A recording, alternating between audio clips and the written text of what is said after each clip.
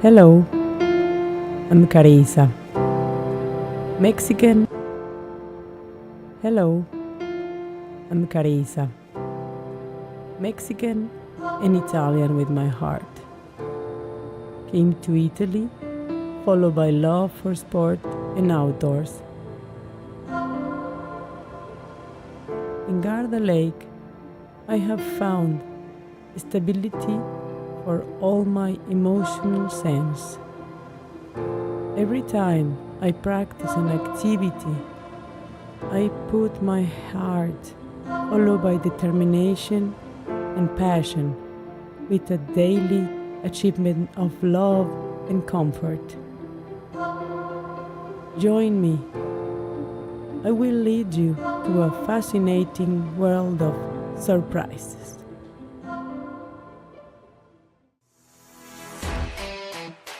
I again will do a little bit of workout today. Start stretching our legs. Put your hands together. Bend your knees and come down 4 or 5 times. Stretch your legs again, bend your knees, relax your head, and warm up your knees.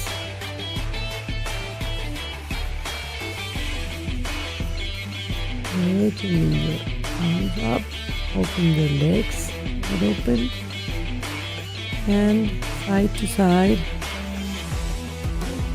left hand, right feet, left hand, relax your head and one knee, and stretch the arm behind of you. Raising your chin, breathing from the belly. Right hand and the opposite knee. Bend one knee with one big step. Bend the right knee and pull a little bit. Change. Wait for the count of 10-15 seconds. Breathing, reaching down to the floor.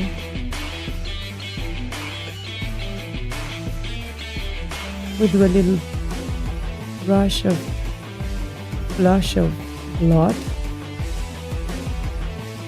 Standing still with a plank for 1 or 2 minutes. Elbows to the ground, raising your chin and your feet,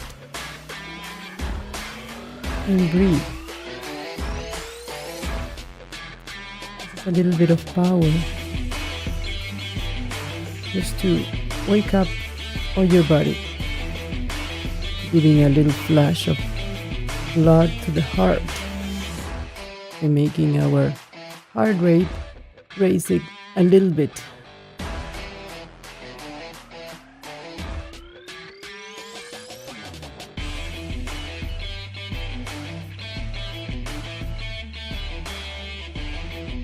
For the count of 5, 4, 3, 2, 1. Sit down to your knees, stretch your back, and relax. Relaxing your neck, breathing deeply. For a couple of seconds. Go up again.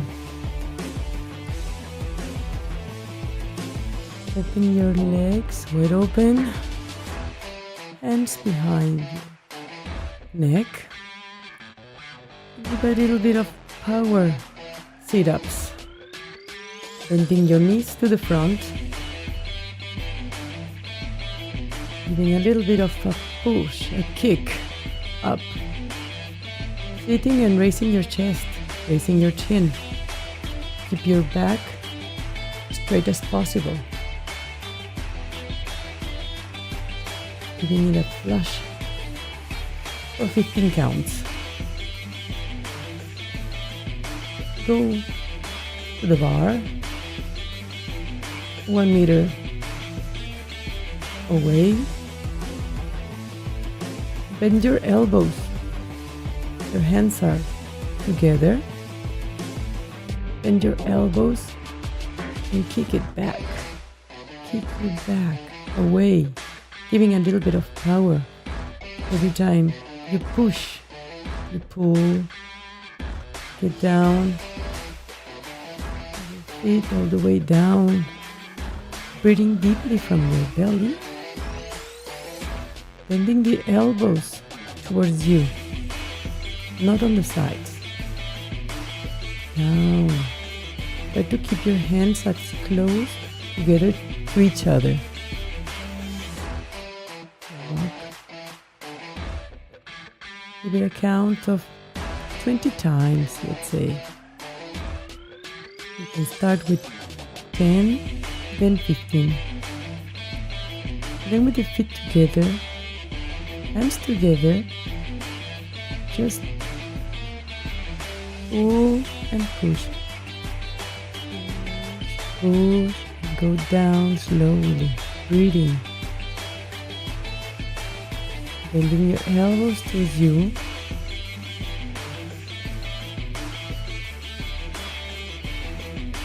Push-ups from the bar, an easy way. Again, next to the line, raise one leg and bend the other one. Keep your balance from the bar, standing up and raising the leg. Feet up with one leg. Good for a count of 10 or 15 times. Give a little bit of power to the legs. Hold always to the bar so you keep the balance. Keep your back straight, chin up, change your leg and go down. Keep your leg that goes up straight and up.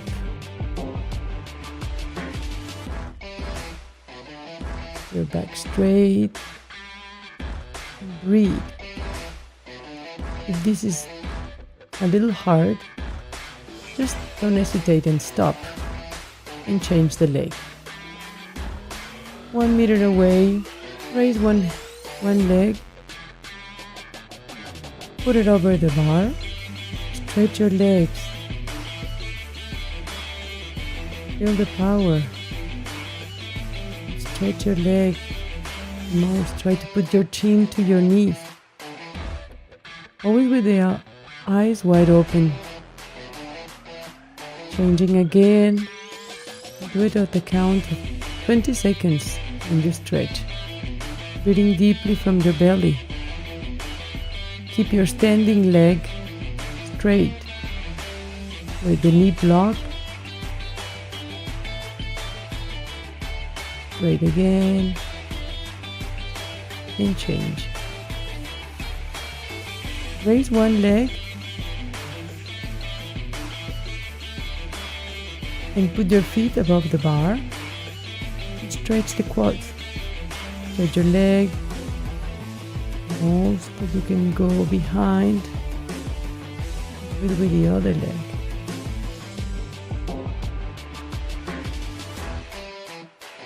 Put your feet on the bar and stretch the quads.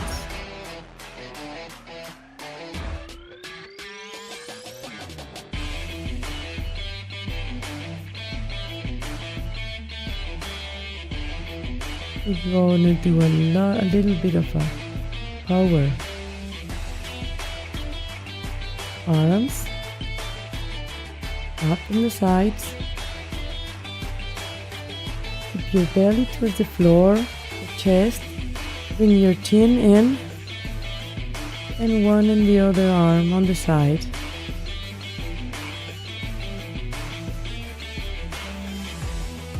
One up and change.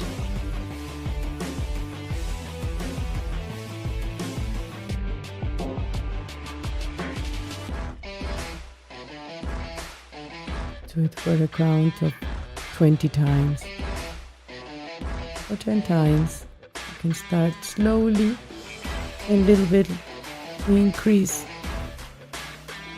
the times.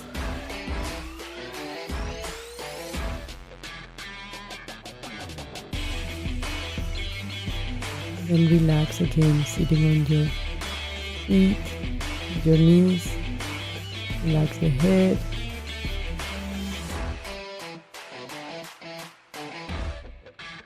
There we go again. Go behind your mat. And another session of sit-ups. The kick together. Feet together. An explosive sit-up.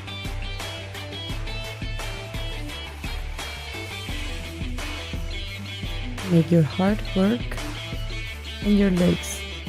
Give it the power. Explosive for 10 to 15 times. Relax again. Do it all over again. Stretch the legs, arms together. Go ahead, forward, bend your knees. And you relax. For another 2 times. The count. Relax the legs and stretch your back.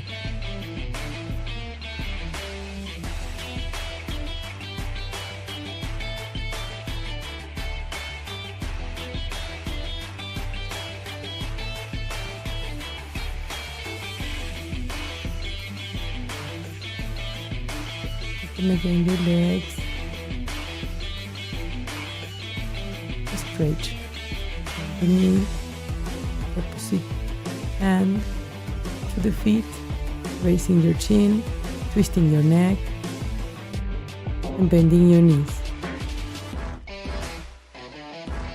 On the other side, for the same count of seconds or times that you bend the knee.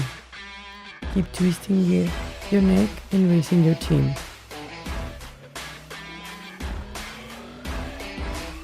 Hand with the opposite to your feet. Up again. Arms side to side. A big step to the front. Bend the knee. And sit down for a count of 15 seconds.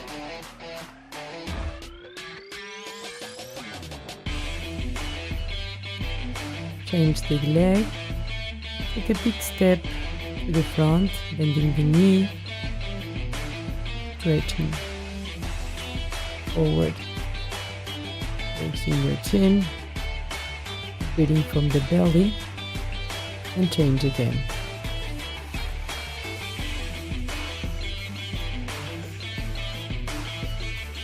And place your fingers behind your neck.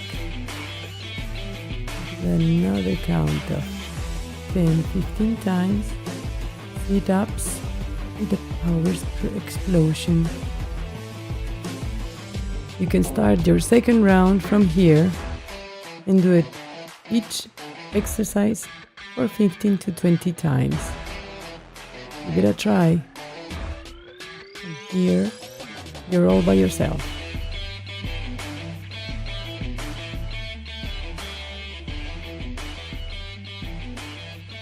And see you next time.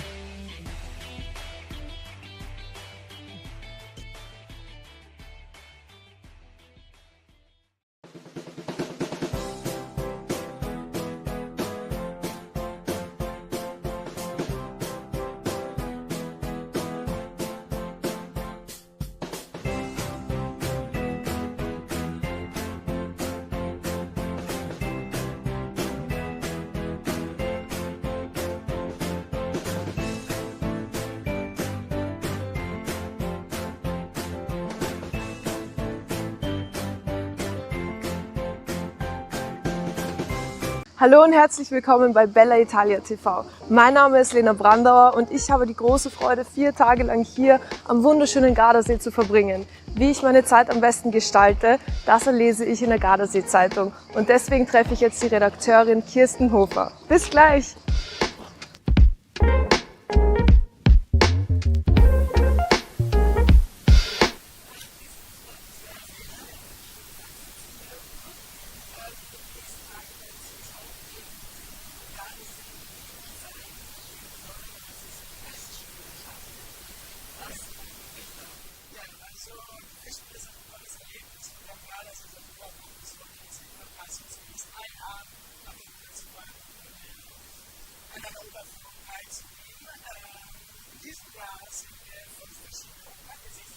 Abwechselnd werden, 60 am Abend insgesamt.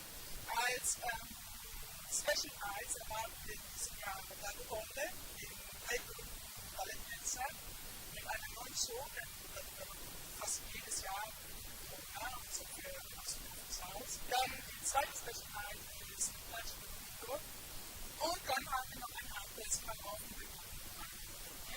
Jede Weile Musik von Gender. Was steht da auf dem Programm? Da hat man sich an meiner Initiative einfallen lassen. Die Weine, um das besser vorzustellen. Wir haben leider sehr weiß, hier gibt es viele Weinbaugebiete, die jetzt von der Rentenveranstaltung und im Weinbau von Schiller, das im Weinbau ist, hat man sich dieses Event eingelassen für die Gesamtgruppe stattfinden. Das nennt sich Police Challenge. Und zwar werden 16 Weingruppen, das Schiller Ruhrgebiets einen guten Abend organisiert und man die Wein probieren kann und gleichzeitig schöne Musik hat, also vom Jazzmann bis ein bisschen Rock. Also jedes Wein hat sich da ein bisschen was ausgedacht. Das Schöne ist, dass man das Geld bekommt man in jedem Wein 2 Liter Wein. Das ist nicht wieder aus. Wie auch man das gesagt hat. Wenn ich mich verwandelt, dass ich jeden Gardasee im Sport das war in der Frage, wie man es noch begeistert. Also, eine Lagerklasse am Burg. In der werden einmal 25, 26, 27 Rockkonzerte gegeben. Und da die Bands aus dem Nationalpark, dann denken wir da noch schon Rentiere, Leute dabei, es ist nichts. Also, es ist komplett zu verbinden. Es wird schon ein Konzert organisiert. Und so viel bei dir, also ein Wochenende, Rock in der Natur oder traditionelle italienische Musik zu hören, im Gardasee oder im Musikstück. Der Ort denkt oft, wie er kam ist. Woher das Warum eigentlich hinaus? Also die Weltkonferenz, die hier, hat für einige Jahre gelebt. Das heißt, es war Jahre. Und so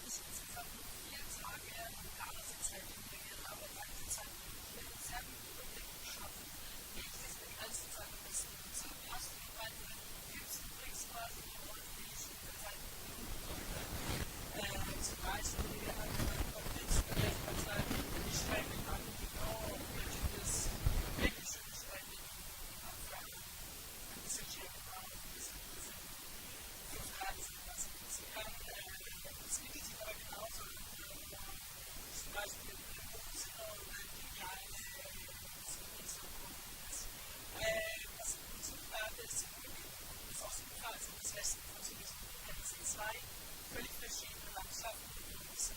Beide haben das Schloss an sich und von daher ist auch nicht wirklich alles an sich. Wenn man so eine Reise ganz vorne, dann sieht man auch den Ort.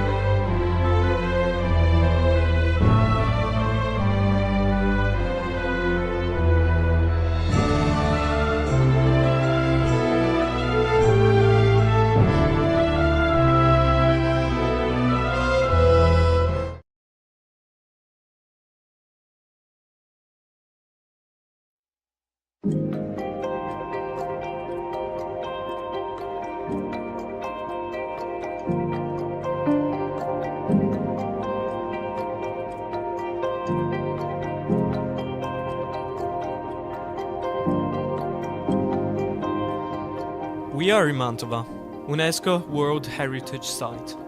Mantova is a proof of an exceptional urban realization, architecturally and artistically, with its works of art from the Renaissance. Alessandro Colombo, journalist and editor. Riccardo Braglia, writer, journalist, honorary authority for artistic and historic heritage of the city of Mantova. Michela Rossi, representative for the Palazzo Te Foundation, will take us on a journey around the city considered to be a chest full of artistic treasures, filled with works by important names such as Mantegna, Pisanello and Giulio Romano.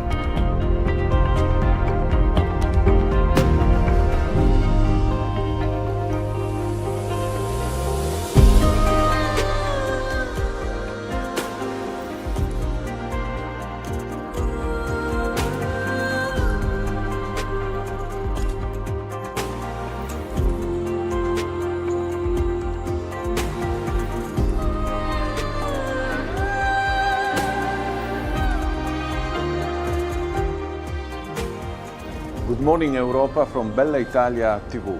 We are in Mantova. Mantova is one of the best towns of Lombardia, and we would like to introduce our special guest, Riccardo Braglia. Good morning, Riccardo. Good Welcome morning, to us. And with Riccardo, we would like to talk about Rigoletto House. Please, Riccardo, can you explain what does it mean, Rigoletto House, and the history of this special things? Of course. So, Rigoletto House is a fake. As a matter of fact, this house belonged to the Cathedral of Mantua, St. Peter, and also today is the home of an important member of the Curia of Mantua, Monsignor Brunelli. But all the story of Rigoletto is a fake, because in the reality, Giuseppe Verdi decided to transform in an opera a famous novel by Victor Hugo. The title was Le Roi s'amuse, the king is amazing himself, and was the story of Francisco I of France and his adventures with the ladies of the court, and in particular with the daughter of his favorite joker called Blanche.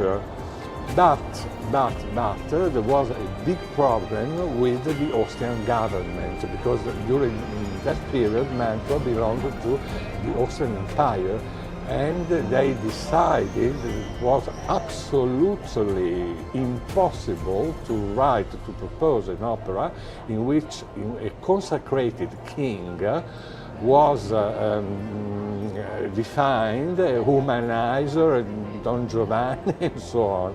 And so the poor Verdi, only 1 month before the premiere, had to change completely the story, and the Roi of France became the Duke of Mantua.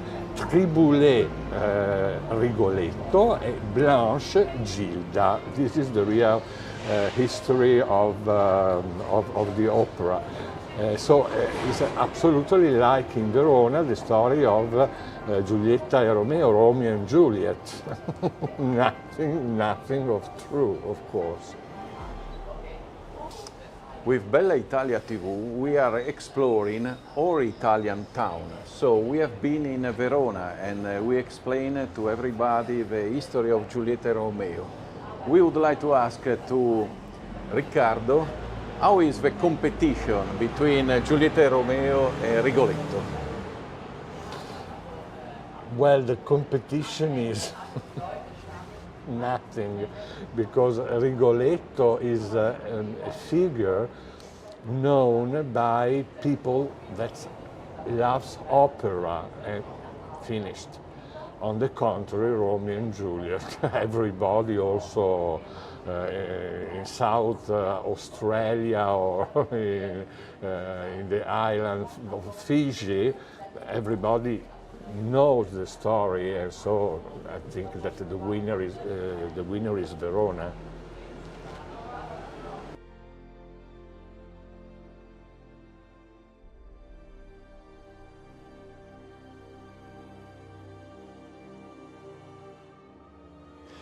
Good evening to everybody. My name is Riccardo Graglia.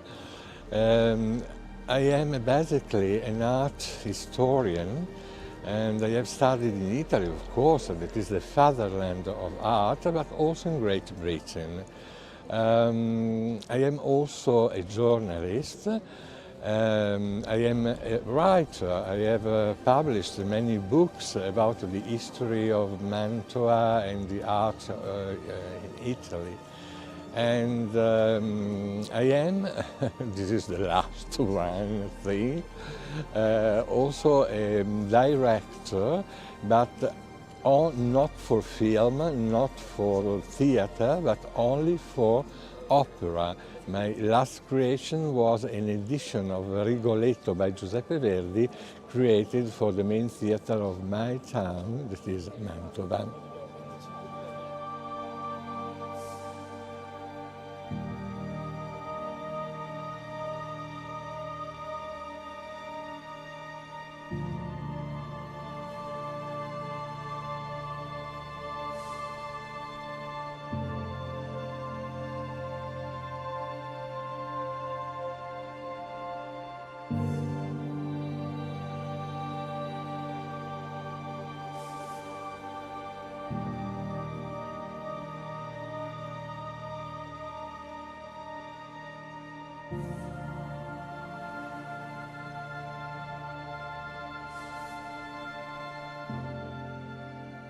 We are walking around Mantova, and now we are going to explore Palazzo Te. Palazzo Te is a masterpiece of Mantova, designed by Giulio Romano. We are here with Micaela Rossi. It's a pleasure to see you and to learn you about this building, this museum. Can you tell us, Micaela, something about this masterpiece of Mantova? Yes, Palazzo Te was built by Giulio Romano and commissioned by Federico II Gonzaga, that was the Duke of Mantova, in 1535. Palazzo Te was a villa made for the leisure time of the Duke and the Gonzaga family, and that's why it was built a bit out of the city. Gonzaga family was living in Palazzo Ducale in the city center, and here in Palazzo Te they are used to make parties and dinners for their guests in Mantova. Giulio Romano designed the Palazzo Te and also all the architecture and the frescoes of Palazzo Te between 1525 and 1535, and the whole palace is designed and decorated by the master Giulio Romano, that came from the school of Raffaello Sanzio from Rome. So Federico Gonzaga called Giulio Romano from Rome to work in Mantova. Micaela, what does it mean, leisure, in 1525, 1535 for Federico Gonzaga? Federico Gonzaga was a great duke, and he was an estimator of art and leisure time, like feast or parties. He invited also the emperor here in Mantova and made a great dinner in Palazzo Te for the emperor. So that was the main use of Palazzo Te, because it was not a house, a normal palace, but it was a palace that room by room hosts guests and want to give a sense of wonder and beautifulness for all the people that came in Palazzo Te. What we are going to see now, walking around the Palazzo Te? Palazzo Te has some rooms very, very beautiful and famous all over Italy and Europe, like the room of horses that have some portraits of the real horses by Federico Gonzaga, or the room of giants that is all decorated from the floor to the ceiling with fresco of Giulio Romano. Talking about the future, your museum, in which way will change the approach to the visitors? So I mean, are you going to propose virtual reality visit also for coming from this museum? Yes, we made an application for mobile with which people can just download on his mobile phone and go around Palazzo Te having a visit guided by our curators in Italian and in English. And we have also augmented reality and virtual reality path in the museum. And last year we start to digitalize some rooms, like room of horses and the giants room, because we want to face this time of digitalization and innovation also for arts and culture. So we would like to invite everybody to take this app, to download this app, but mainly we would like to invite everybody to come here and to live the magic moment inside this Palazzo Te. Thank you, Micaela. Thank you very much. And keep in touch, and we are going to see the other room. Sure.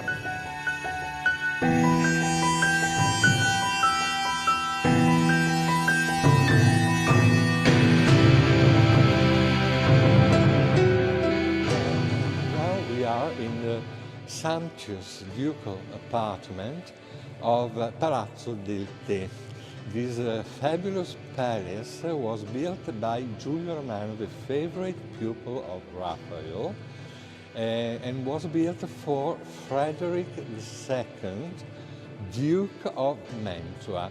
The period is between 1530 and 1539, or, according to another tradition, 1525, 1535. Nonetheless, the apartment, the Paris, is considered really a masterpiece of the Manneristic period. Mannerism is the late Renaissance period of European art.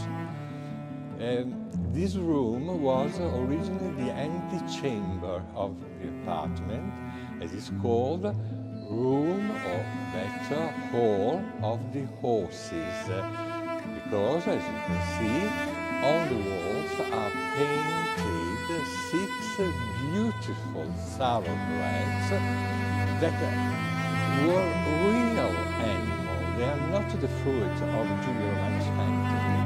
They were the 6 favorite horses of Duke Frederick II, fantastic example of the famous breed that was typical of the House of Gonzaga and well known everywhere, in Europe.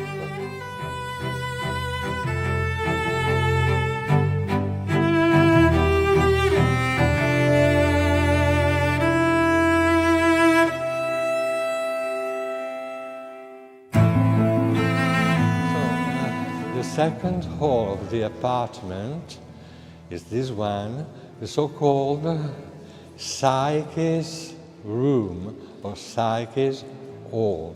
Originally was the banqueting hall of the apartment. The name Psyche derives from the frescoes that you can admire on the ceiling and on these 2 walls. These frescoes, as a matter of fact, tell us the legend, the story, the tale maybe is better, of Psyche, that was a beautiful Greek princess, loved by Cupid, the god of love and the son of Venus, goddess of beauty and love, of course.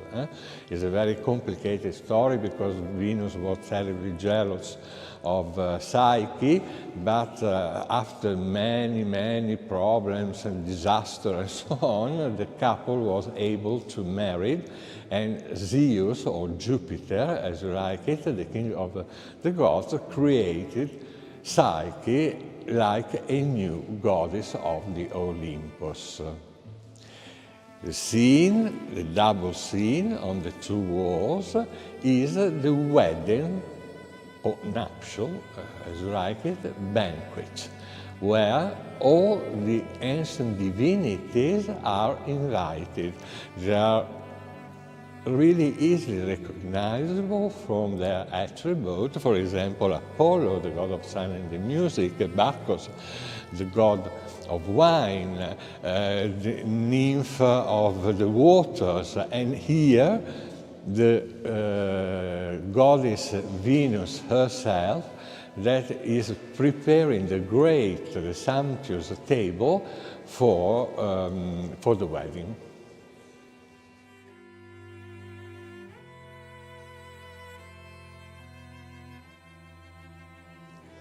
And now the top, because this is the most famous hall of the Paris and unique or unicum in Latin, because nobody was similar to this room in the past and nobody will be similar to this room in the future. Is the great masterpiece of Giulio Romano, the so-called Hall of the Giants. As a matter of fact, the frescoes of the Roman painter tell us a famous pagan story, pagan legend, the revolution organized by the giants that you can see on the walls. They are horrible, stupid, with grotesque faces and so on. And they organized a revolution against Jupiter, the god, the king, of the gods that you can see on the top of the cupola of the dome. But, as you can see, Jupiter, with the lightning, struck the giants, collapsing then in this cosmical catastrophe till reaching the Tartarus, that was the hell of the pagan religion. So this is the story wrote, if you want, with his color by Giulio Romano in this hall.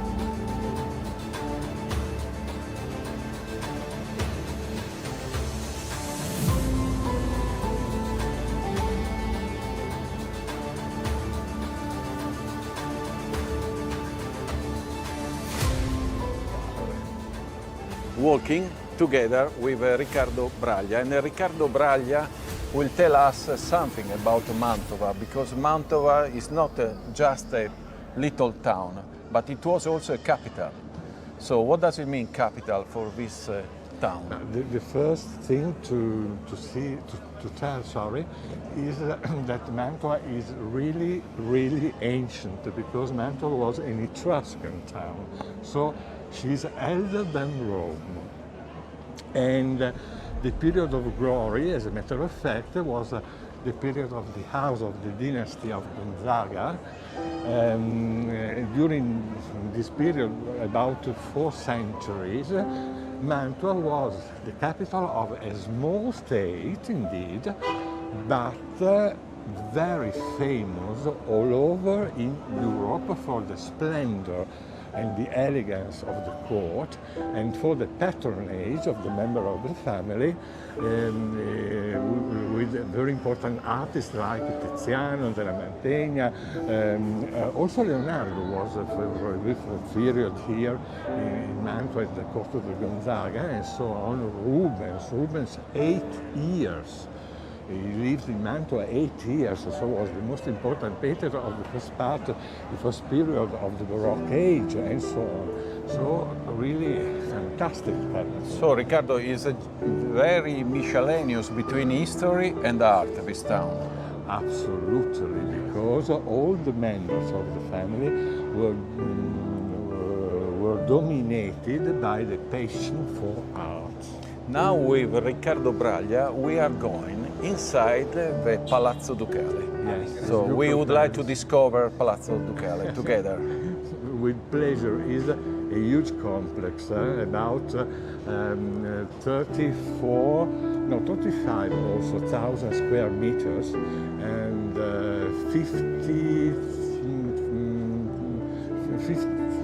500 about of rooms, 7 gardens, 8 quarters, the private church of the Gonzaga family, the private theater of the Gonzaga family. Really enormous, like the Forbidden City if you want in Peking. So let's go to discover Palazzo Ducale. With pleasure.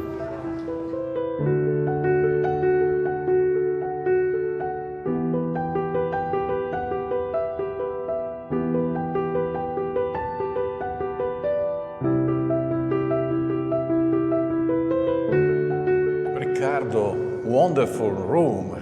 We are in the wedding room, but I don't know if in English the right name is wedding room. Yes, of the translation Mantegna. of Camera degli Sposi, of course, is wedding room, but is not correct. The real name of the room during the 15th century, that is the period in which Andrea Mantegna decorated it, was a Latin name, Camera Picta, that means the most beautiful frescoed room existing in the world. This is the correct name, and Mantegna created this decoration for celebrating the glories of the Gonzaga family. In particular, in the background, there is the figure of Marquis Ludovico II seated on his throne, and around him numerous members of his family, beginning with the Marchioness Barbara of Brandenburg, so a German princess, because Brandenburg is Prussia, as a matter of fact. She's not very sexy, is a sort of member of the Adams family, but she was very clever, intelligent, with a fantastic taste, and so a good matching for the time. And the other young people are children of marginal family. And in particular, it's very funny, the young boy with the crimson hat, Ludovicino was. He was only 8 years old and already reached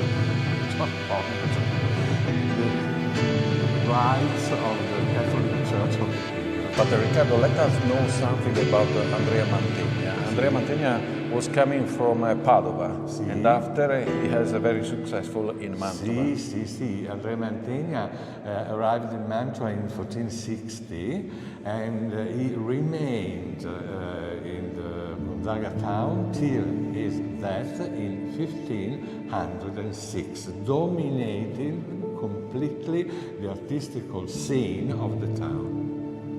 Thank you. Now we are moving to another room. With pleasure.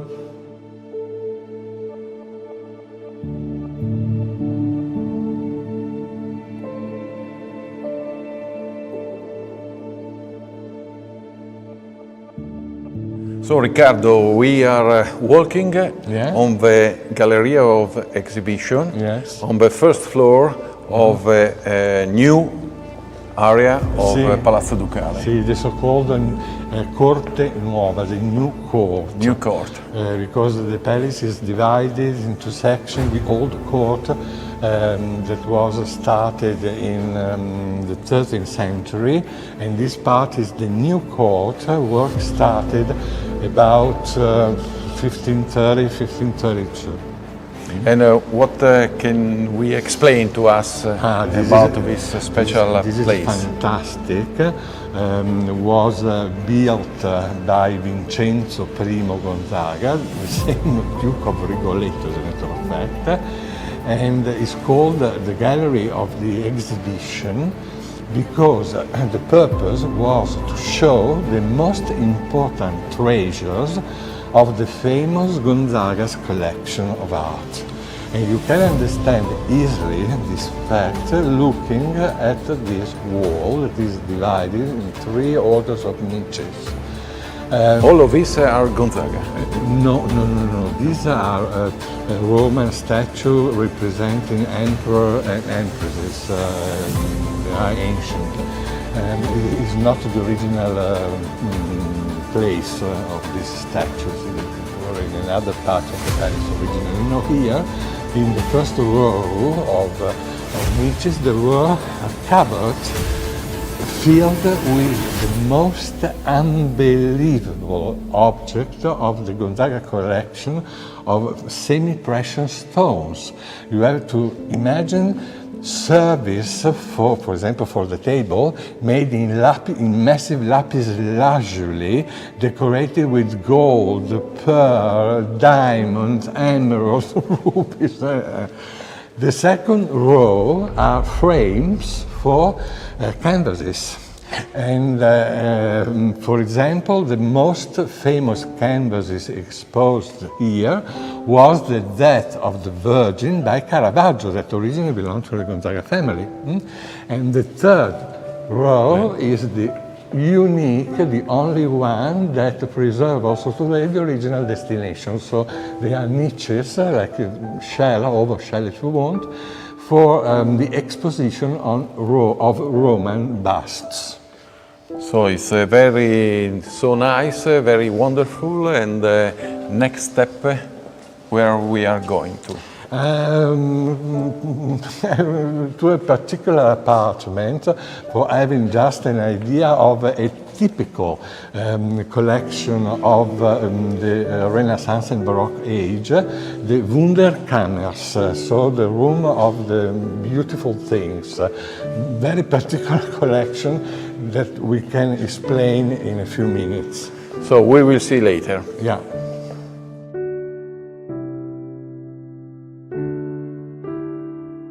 Riccardo, Joseph Furtenberg, a German traveler, wrote that in this gallery display the hippopotamus. What does it mean? No, nothing. So this gallery was, as a matter of fact, a naturalistic museum, but according to the ideas and the mentality of the period. So the object, the animals and so on were chosen not for the importance in the natural history, but only when they were strange, bizarre, never seen in Europe and so on. And so the hippopotamus, of course, was one of these monsters, this wonder of the nature. But there was another object, terrific, in this gallery, was the mummified body of Passerino Buonaccorsi. The Buonaccorsi were the first lords of Mantua between the second half of the 13th century and the beginning of the 14th century. And Passerino was killed by Luigi Gonzaga, the first Gonzaga to reign over Mantua. And they preserved the mummified body of Passerino because, according to a legend, of course, this was a guarantee for the dynasty. Without the mummy, they believe that the dynasty ended up. So that means that this hippopotamus is the original asset of Gonzaga. Well, it's not the original one because the gallery was completely destroyed during the century, but it's very similar to the original one, yes. Thank you, Riccardo. Let's move to another place.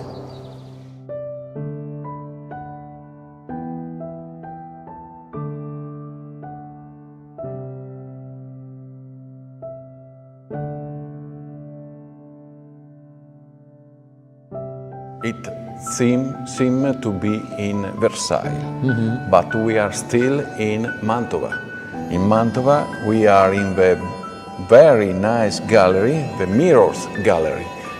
Riccardo, can you explain to us something about this gallery of mirrors? Yes, but as a matter of fact, it's a last realization and not ordered by the Gonzaga family, because we are in the second half of the 18th century, at the beginning of the neoclassical style, when the Gonzaga lost completely the lordship of Mantua. On the contrary, was the Emperor George II, the brother of the poor Marie Antoinette, decapitated during the French Revolution. So it was Joseph II that ordered the realization of this sumptuous, elegant decoration that is a sort of imitation, empire style imitation of the famous Galerie de Glace at Versailles. But we are in Mantova, Absolutely. and Mantova maybe is better than Versailles for some point of view. Why not? Why not? Thank you, Riccardo. We are going to another place now.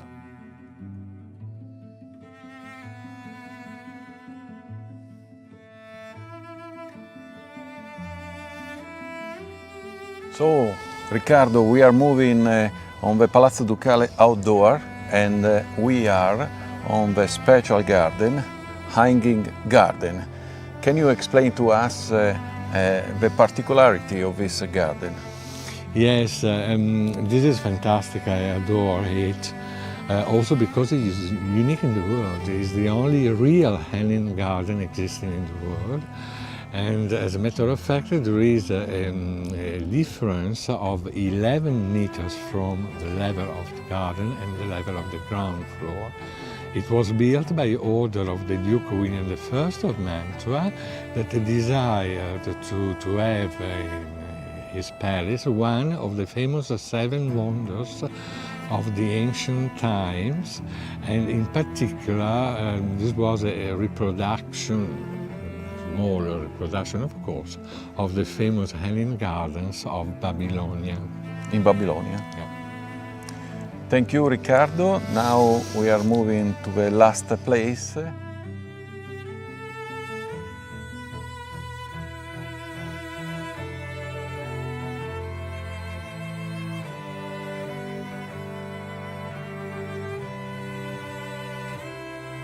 Riccardo, behind ourselves there is one of the best tapestry in the world.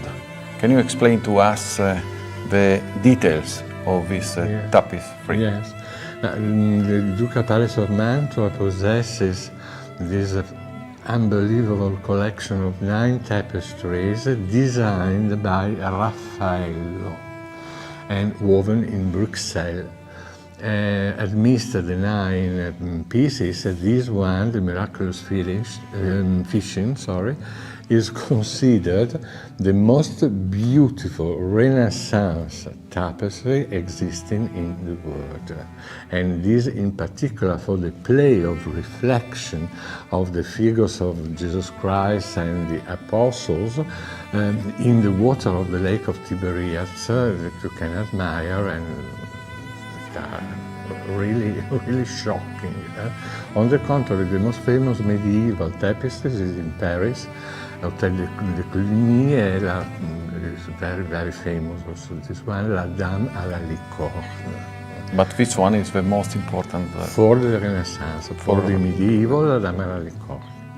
Thank you, Riccardo. Now we would like to show the tapestry directly to our on our television. Yes. Let's go ahead in this way.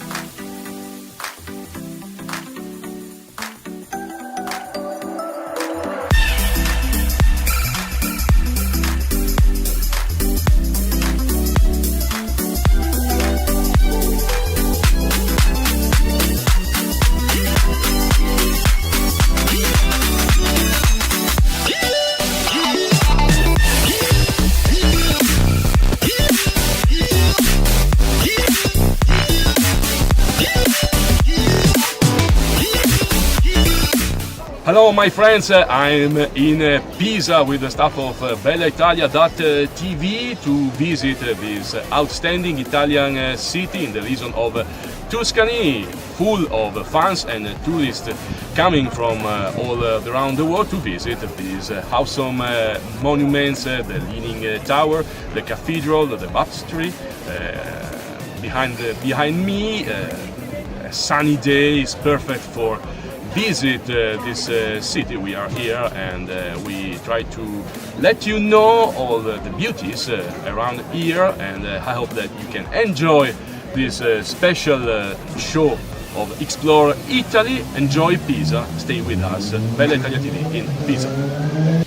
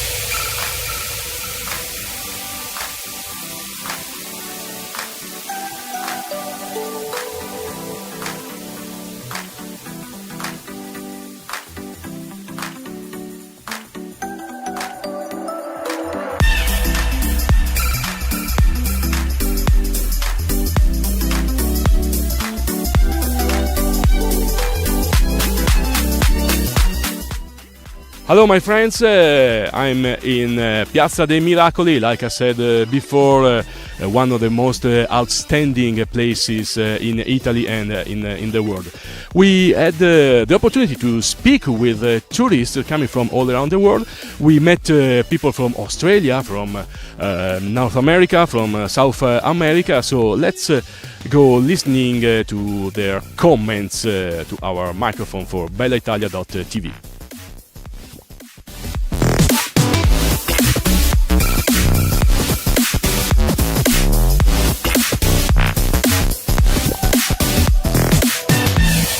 Yep. See?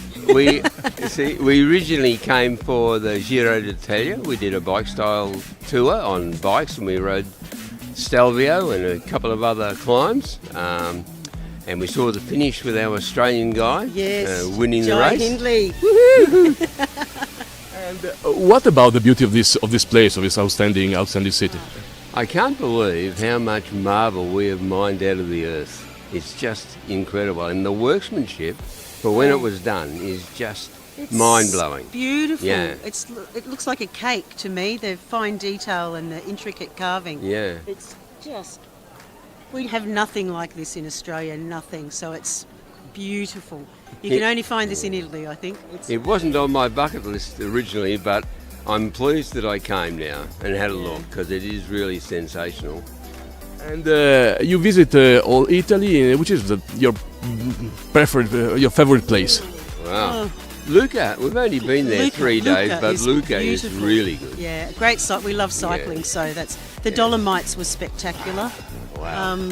Everywhere we love the differences. So I love cooking, so we've been to Modena and Parma, and looking for all the typico food From and wine. Bologna. Yeah, Bologna, Yeah. Cinque Terre. Yeah, we've been eating our way through Italy. Yeah, I've put on 20 kilograms. And according to your experience, Italy is a place you can visit easily by bike or what? Yes.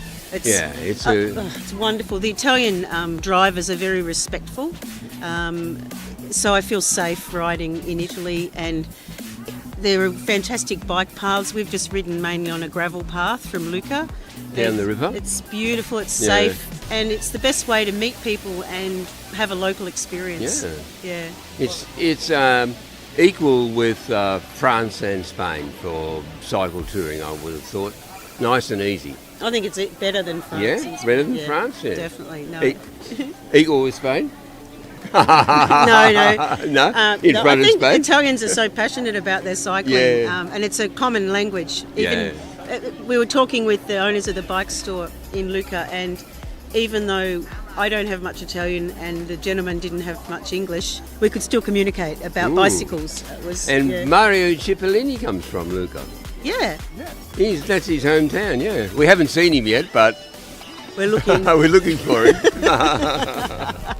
So, boys, thank you very much for being here and enjoy your visit. Your country's amazing, and more people should come and have a look because it's just stunning. It Thanks really for is. taking the time to have a Yeah. chat with us. It's been really And good. thanks for sharing Most your country. enjoyable. It's great. Right. Grazie, grazie mille.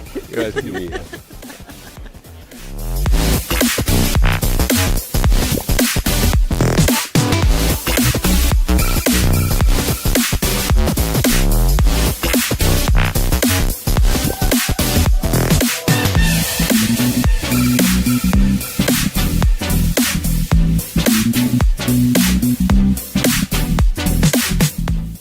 We're from California. It's our first time in Italy, and we think all the monuments and everything are just beautiful. Oh, it's great. This is it's just a great experience to come out here and just to take in everything that Italy has to offer. And why from California you decided to went here, and why Pisa? It's a bucket list trip for me. I've always wanted to go since I was a little girl, and for our 25th wedding anniversary, we decided to come. COVID happened, so here we are 2 years later, but we still made it, so we're excited. Okay. And are you here also for the Luminara of San Daniele this evening or not? No, we're just here on our cruise ship, and this is just a tour, and then we're going to end up going back to the cruise ship. But we hope to catch some of it because we don't go back till later, and it'll be dark, so we Yeah. hope to see some of it on our way back. Okay. Thank you very much for being here, and enjoy your visit, of course. Thank you.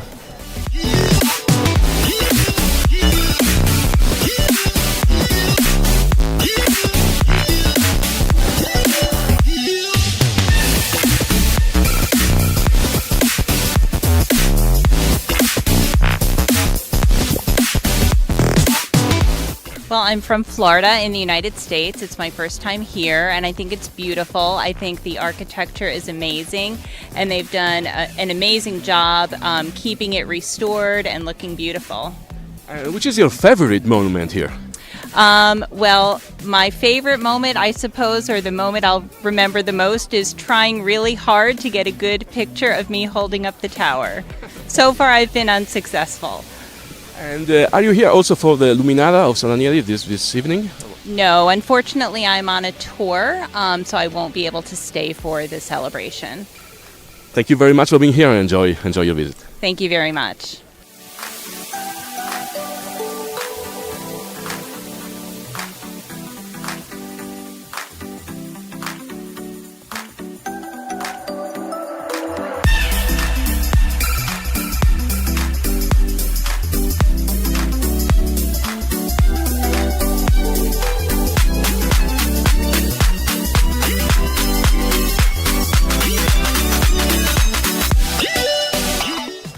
Hola, hola, bueno, nosotros somos de Chile, estamos de vacaciones acá en Italia recorriendo todos los más bonitos lugares de aquí de este país. Creo que uno de mis monumentos favoritos son la Torre de Pisa junto con el Vaticano, que ayer fuimos para allá. Muy, muy bonito todo y bueno, increíble la arquitectura aquí de esta torre.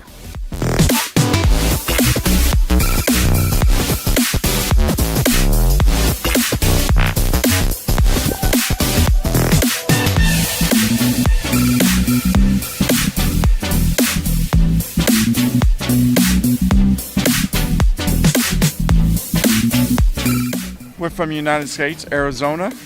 Go ahead. And the tower is absolutely beautiful. You hear about it your whole life, and then you finally get to come here and see it. You're from Arizona. Why? Why you choose Pisa? Well, it's one of the top 10 things of the world, so we wanted to go see it.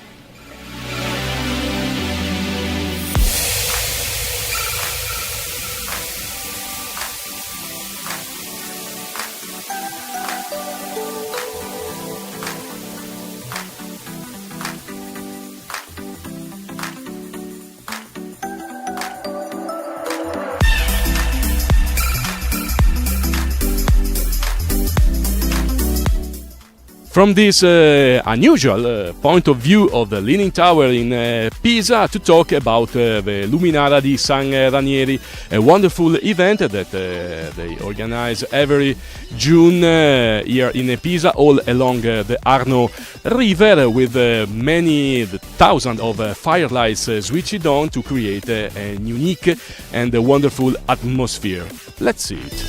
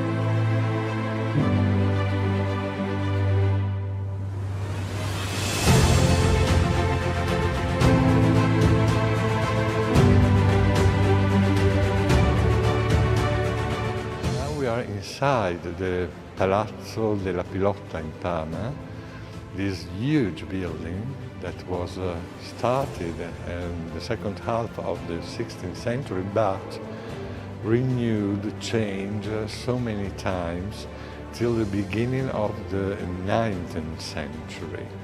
So, like in the case of this gallery, we can find a hall, a structure belonging to the neoclassical period with columns, arches, and niches, and so on, built, realized surround the gust of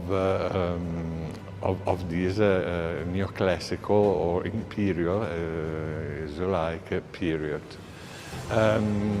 In this gallery is collected a part of the famous painting collection of the National Gallery of Parma, that is very rich of canvases from different periods, but here in particular there is a fascinating collection of portraits for the major part related to the Bourbon family. Bourbon of Spain, because the last Farnese, the last member of the Farnese ducal family was a lady, Elizabeth, and she married Philip III, the first Bourbon king of Spain, the same dynasty of Juan Carlos or Felipe today. And so Parma was inherited by one of the sons of Elizabeth and became a dominion of a secondary branch of the Spanish royal family.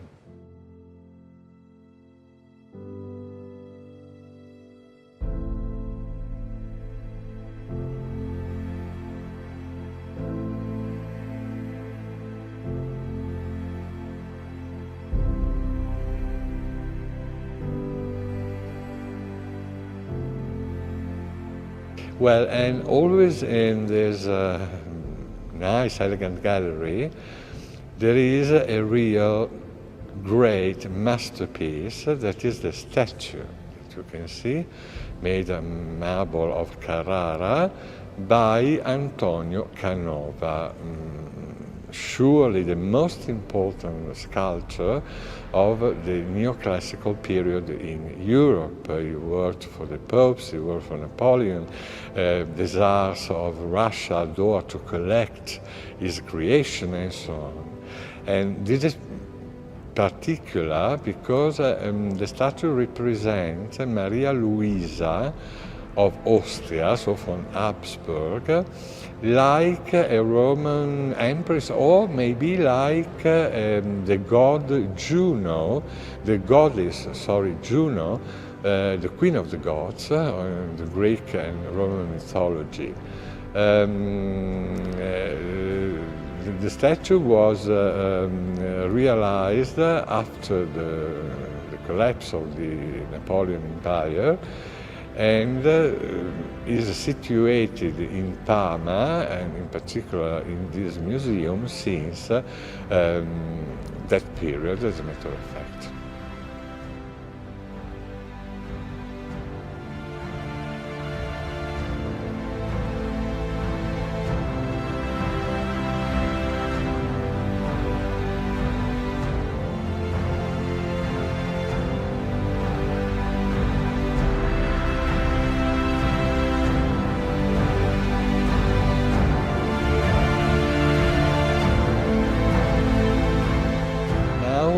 You can admire the most astonishing structure of the Palazzo della Pilotta in Parma. I mean the famous Teatro Farnese, that was the court theater of the ducal family, Farnese of course. The theater was created about in 1618, and was designed by an architect, an artist called Argenta. Pay attention, because Argenta, that was quite famous during this period, was not the traditional architect who designs churches, towers, palaces. No, no, no. He was specialized in, we can say, the ephemeros, so in beautiful things but destined to be destroyed after a brief period. So scenery, triumph arches, statues and so on, created in very cheap material just for, I don't know, a tournament or a big ceremony organized outside the palace, or for the entering, the arrival of important state guests like the emperor or the pope, for example. So the idea entering was of an ancient theater like in Greece or Rome, made of pure marble. And another thing fantastic was the ceiling, no longer existing, that was made with a huge fabric of cotton or silk maybe, painted to give him the idea of the free sky with clouds, with cherubs and so on, like into a Greek classical theater. And another thing, the theater was decorated with a lot of statues. The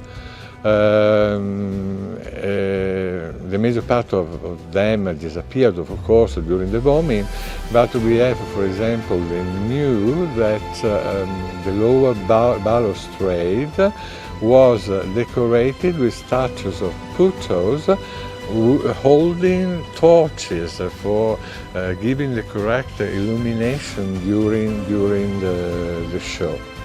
And another and the last fantastic thing is that the theater could be filled by water. In such a way, the Farnese could organize inside the theater the famous ship battle of the ancient Romans. Things are really unbelievable but true.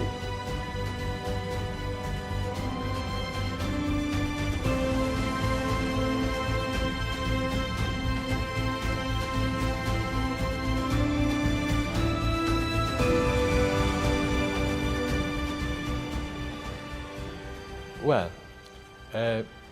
now we are in the beautiful Palatine Bibliothèque of Palazzo della Pilotta, where is organized a part of the great, large exhibition that the town has dedicated this year to the ducal family. And this part of the bibliothèque is the most charming because it was organized for giving to the public the idea of the type of collectionism between the end of the 16th and the beginning of the 17th century, not only in Parma but generally in Europe. The collection of royal families were composed by canvases, of course, and here in the Palatine Bibliothèque we have a magnificent portrait of Pope Paul III, made by Titian, by Tiziano in Italian. Paul III was really the founder of the glories of his family, because till Paul III, the Farnese were, yes, a noble family, but of a small nobility, not very important, of the era of Viterbo, not far from Rome.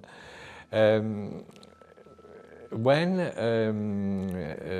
Paul III became cardinal with the name of Alessandro Farnese, the destiny of the family changed completely, because Alessandro was a very clever, also astute gentleman with a beautiful, beautiful sister, Giulia Farnese, considered one of the most fascinating ladies of the century.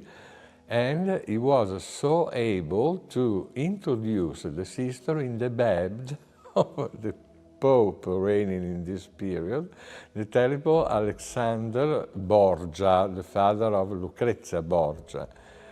And of course, the old Pope, the old Alexander, lost his head completely with the beauty of Julia, and so he started to give honor, money, richness, and so on to the family. And in a brief time, the Farnese family became one of the most important of Rome. After some years, the same Alessandro was created Pope during the council, and in such a way he was able to complete in a definitely way the glory of the family, and also the history of Parma, because Parma was originally an independent commune, a free commune, but belonging to the States of the Church. And Alessandro decided to create a duchy, the Duchy of Parma and Piacenza, for his first-born son, Pierluigi Farnese. Yes, son of the Pope, most normal during the period. And in such a way started the domination of the family on this area of northern Italy. So, in this box, in this cupboard, we have a really sumptuous object, en français, a coffre, a casket, that is made of gilded silver, precious stones, and well, these are fantastic. They are not pieces over glasses, but is rock crystal worked in exceptional way in Milan, because during the period the most important factory for the semi-precious stones were in Milan. And this rich object is, in a very simple way, a box for containing the real masterpiece, that is the famous tazza Farnese, in English Farnese cup. As a matter of fact, it's not a cup, it's a patera or fial. It was a vase used during the sacrifices in the pagan, in the pagan religion, but currently the name was coppa, was cup, and is in calcedonio, so semi-precious stones with different layers of different colors that are used, that were, but also today used by the creator of cameos for obtaining the different chromatic solution of the composition. This is beautiful for two fundamental motives. The artistic value, that is terribly high, the execution of the figures in the middle that represent the glory of the empire, the richness of the empire, are made in a fantastic way with fantastic details. But the other important thing are the dimensions, because this is the largest cameo existing in the world. And more is a Roman cameo, so you can imagine the value of this beautiful piece of art. Well, we have seen the portrait by Titian representing the Pope Paul III, Farnese, the founder of the glory of the family, but the most famous member of the dynasty is not the Pope, but Alessandro Farnese, his nephew, that you can see here in particular original but very nice paintings in which the young Duke of Parma is meeting and speaking in a very confidential way with a goddess. She's not properly a goddess, it's the mythological representation of the town of Parma. And it's very easy to understand it because near the goddess there is a shield with an oval shape. And in Latin, this variety of shields of the Roman army were called parma. Probably, we are not sure, the name of this city derives from the original shape of the town that was oval, like a parma of the Roman soldiers. But coming back to Alessandro was an unbelievable man, very cultivated, a very handsome man. He married the daughter of the King of Portugal, so a royal marriage. He was full of cultural and literary interest, and more, this is important, was a fantastic politician and a mythological man of war. As a matter of fact, the King of Spain, Philip II, every time had problems in war, for example with the Belgian provinces that were under the Spanish domination, but they didn't like this, so there were a revolution every 2 days.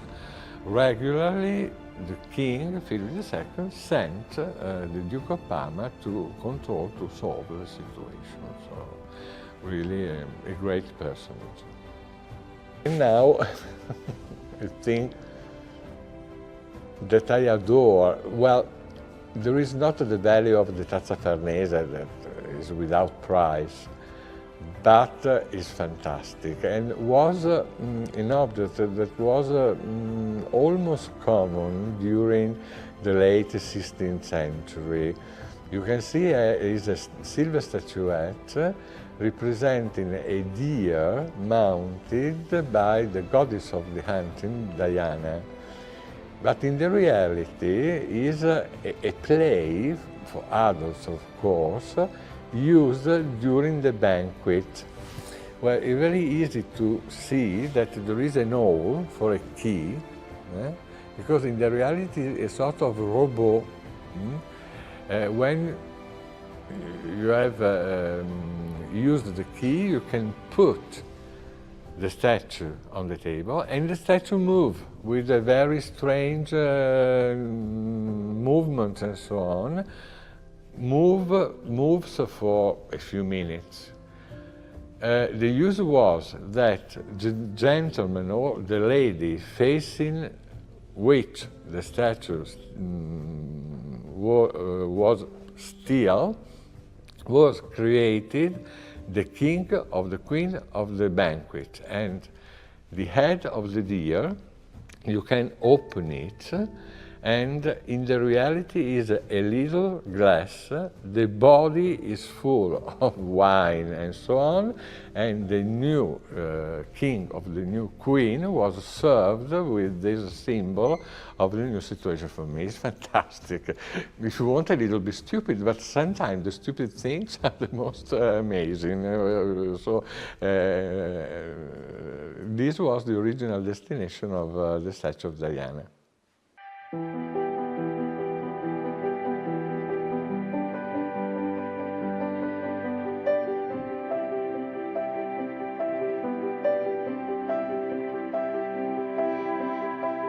We are in Parma.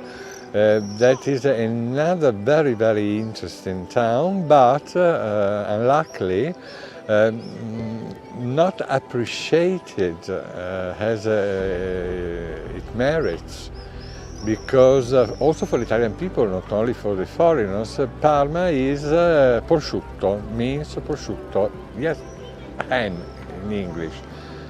This is okay because the Parma ham is one of the most fantastic Italian food that you can find, but the city Parma is far, far more than ham. Also, Parma was a capital of an independent state, very small, because before the reunification of Italy. The Dukes of Parma were not the Gonzaga like in Mantua, but the Farnese family, another important dynasty of our history, and grace to the presence of the court, of the Farnesian court, the town was decorated with elegant palaces, beautiful churches, and so on. For example, behind me, you can see one of the many facades of a particular building that was a part of the ducal residence of Farnese, and is called Palazzo della Pilotta. Well, Pilotta is a very bizarre name also for the Italian people, because you can find it only in Parma, and is the transformation of a Spanish word, pelota, that means ball.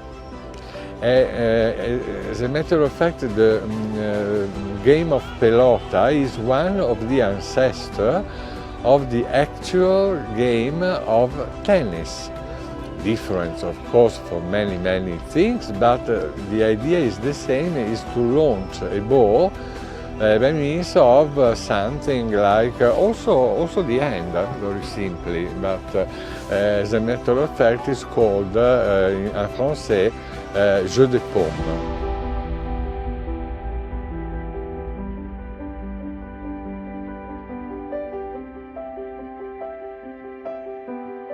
Fine.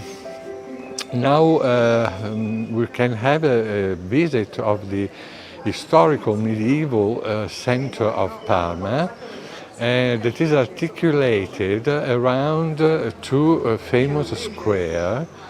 The first one is Piazza Duomo, that means Cathedral Square, because it's dominated by the Cathedral of Parma, a very ancient building, and there are also the Palace of the Bishop, Romanesque age, so about 12th century. But the most important building is the Baptistry of Parma. This is the masterpiece of a great architect and sculptor between the Roman and the Gothic period, whose name is Benedetto Antelami.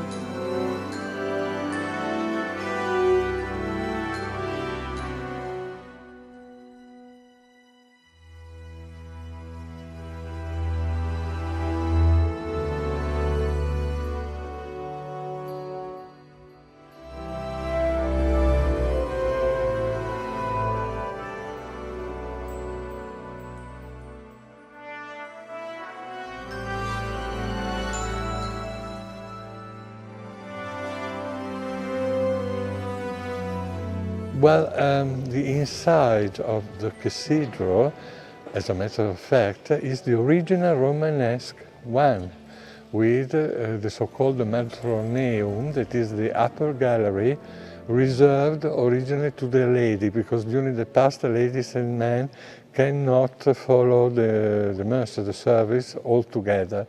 But today it's quite impossible to understand immediately that is the original medieval church, because it was covered by a series of very rich frescoes, both in the ceiling and during the walls of the nave. And among these frescoes, the most important one is the cycle that we can see in the cupola of the church, is the Assumption of Virgin Mary to the heaven after her death, and is considered the absolute masterpiece of Correggio, sorry, but the two were related, and so sometimes, the name is Correggio, that was the most important exponent, member of the Parmesan school of painting. He lives between, during the first part of the 16th century.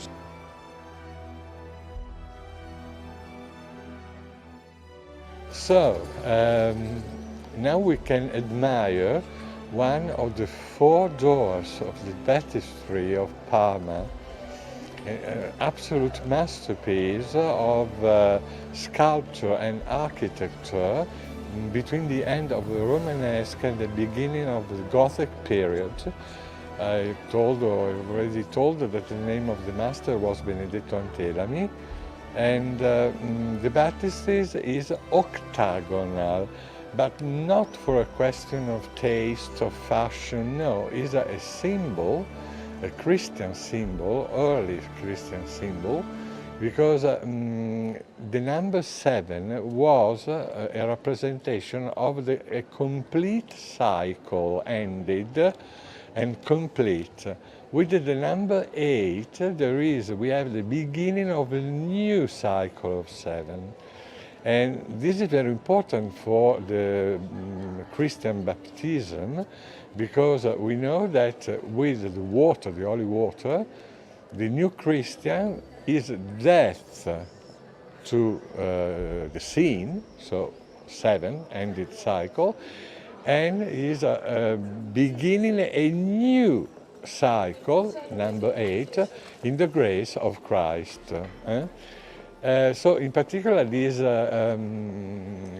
door is really fantastic, because you can see the Pantocrator, that is the Jesus Christ omnipotence in Latin, surrounded by angels, by prophets, by martyrs, and so on. An important thing discovered by my sister. My sister is specialized in restoration of these old things. Originally, the sculptures, the reliefs were painted with very, very lavish, lively colors, red, blue, green, gold, a lot of pure gold. But alas, the major part of this painted and gilded decoration disappeared because of weather, rain, sun, and so on. It's a pity, but originally it was in this condition.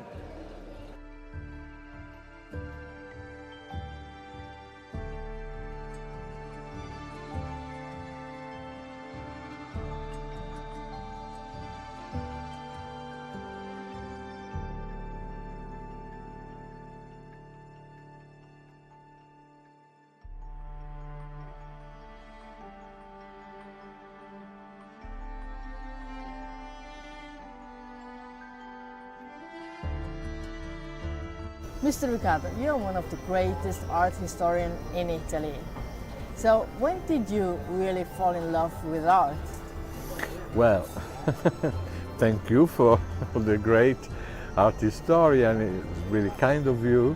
Well, when I was really a baby, because I remember that I was about 5 years old, and for the first time my parents asked me about the present of birthday, because normally it was chosen without asking me my desires. For the first time, 5 years old, I asked the complete collection of Mozart concerts.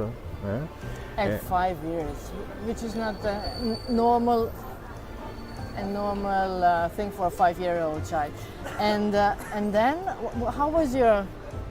And then, well, apart from classical music, that is also today a great passion for me, in particular operas, and I act also like director for operas like Rigoletto, Traviata, and so on. Immediately after, there was a new passion that was history, but not the contemporary or 19th century. For me is a little boring, but the ancient history, so Egyptian, Greek, Romans, and then medieval period, Renaissance period, Baroque period.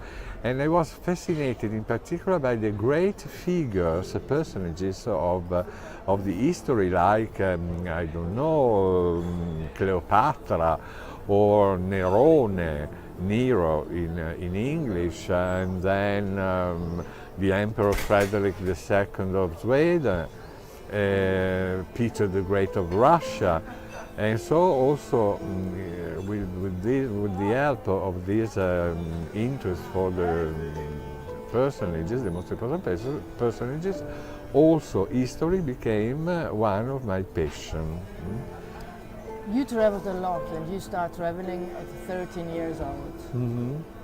Which is not... Yes, and well, I was really young, sorry.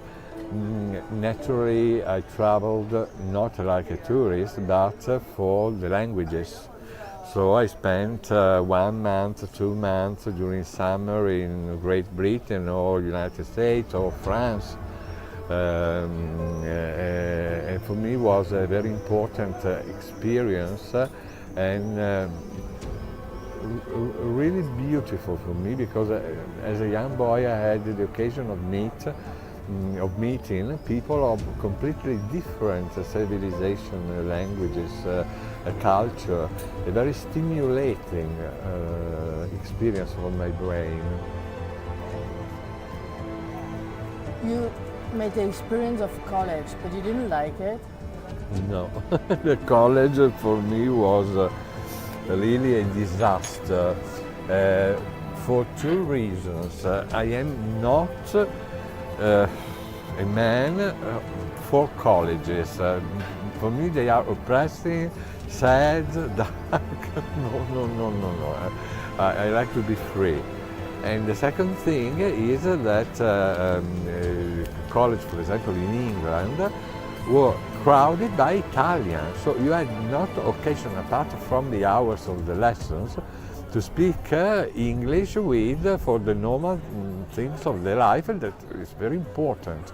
So after 2 terrible experiences in colleges, I changed completely my destination, and I spent this cultural period only living with local family. Mr. Riccardo, you have an impressive life. So, what is one of the most important things for you today? But, well, of course, my family, my sister in particular, animals, because I adore pets and in particular cats. But yes, there is a thing about I am really proud.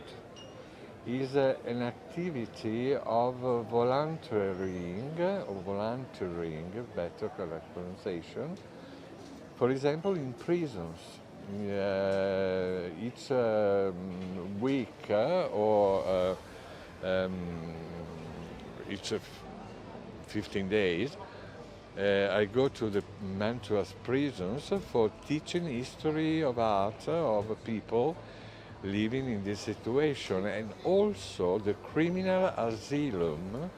There is a criminal asylum very, very important in the province of Mantua, with people that did terrible things, but it's not their fault. It's the mental illness that acted for them. And also in this case, I organize, it depends from the years, courses of art or courses of classical music, also courses of cooking, for example. And is really a fantastic experience. In particular, the criminal, the guests of the criminal asylum, they have a love for me that is fantastic. For me, these are the really important things in the life. To be able to understand the others, also if they are capable of something, but we are human beings, so they are not gods or angels. And to try, for your limited experience, to give an help to these people. For me, this is fundamental. What is your object for the future? This is a big question. The only answer is all, because I am interested in all the branches of human culture, and I never stop to study. The major part of people at the end of university has finished. No, I am still studying every day, each day, because every day, each day I discover new things, fantastic, that I want to study, to appreciate, and so to live 1,000 years, but not for living stupid, but for having the time of appreciating and studying all the new things that I discover continuously.